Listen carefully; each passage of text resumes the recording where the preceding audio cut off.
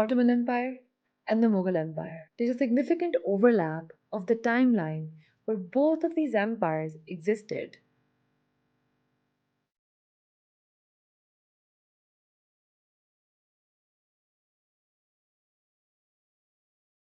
Now, both these empires were ruled by emperors that were Muslims and they never went to war against each other. So it's safe to assume that maybe they were on very good terms or even worked together, right? But weirdly enough, there's only a handful of times that both these empires make appearances in each other's histories. But this specific instance is so interesting. I loved reading about it. And I have to tell you guys, what a story. Hi, my name is Misha and welcome to Tarihi Tales.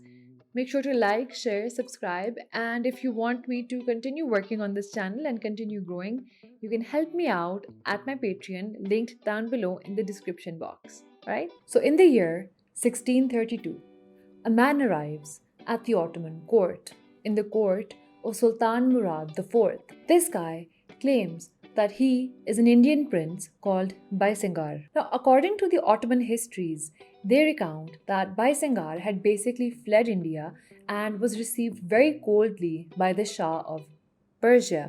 So he made his way to Turkey, to the Ottoman Empire. They don't call it Turkey then. But the thing is, when he arrived in the court of Sultan Murad was highly annoyed by him. He basically hated him because, number one, he said that the histories mention that this guy lacked manners and his general demeanor basically annoyed the Sultan. He did weird things as well, like, for example, he asked the Sultan for help and he needed money. So the Sultan, after listening to his plea, basically decided to give him a huge sum of money.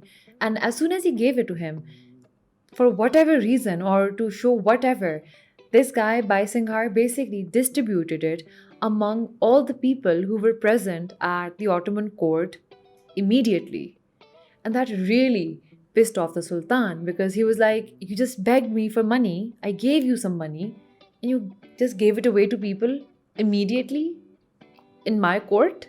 What? Some other aspects that kind of annoyed him, which are mentioned in the Ottoman histories, that's how much they annoyed him, that it made it into the official histories of the Ottomans. So some of the histories mention that Baisingar was always followed by a servant who would be carrying the hide of an animal, and that hide would be spread across the floor whenever the emperor had to sit or wherever he had to sit, and only then would he be seated. So the Ottomans found this very uncouth and very ungentlemanly. So, given all of these small things and maybe other things that never made it down into writing in these histories, the Sultan decided that he doesn't want to see this guy anymore, that he's done with Baisingar. He tried to help him, but okay, bye. And Ottoman histories basically mention that they don't know what happened to him. They say that he left the court, and some people say that he became a dervish, which is basically like a wandering traveler, Sufi traveler. And the histories basically end in saying that they don't know what happened to him. He basically left the Turkish court. But here is where the plot thickens. According to Indian records, Prince Baisingar was the son of Danyal, and Danyal was a son of the Emperor Akbar.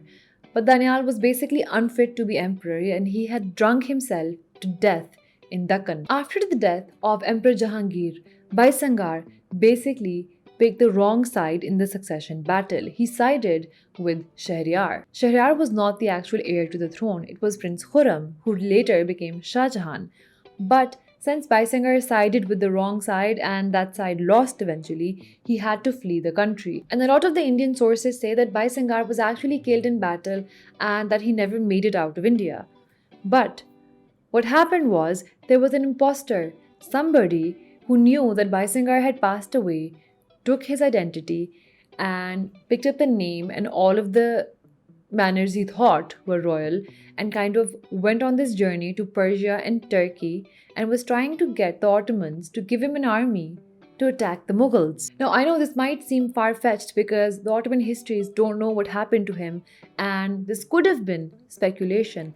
But the thing is, after being turned away from Turkey, this guy, the fake Baisingar, basically returns back to India and goes to Thatta. And he's still basically using the same persona. But the governor of the area, Daulat Khan, he knew Baisingar. He immediately recognizes the impostor and realizes that this is a complete lie, he's not Baisingar. Hence, the charade ended, and this fake prince was arrested and eventually put to death in 1636. That is one of the second times in Ottoman histories that a Mughal prince ended up at their doorstep.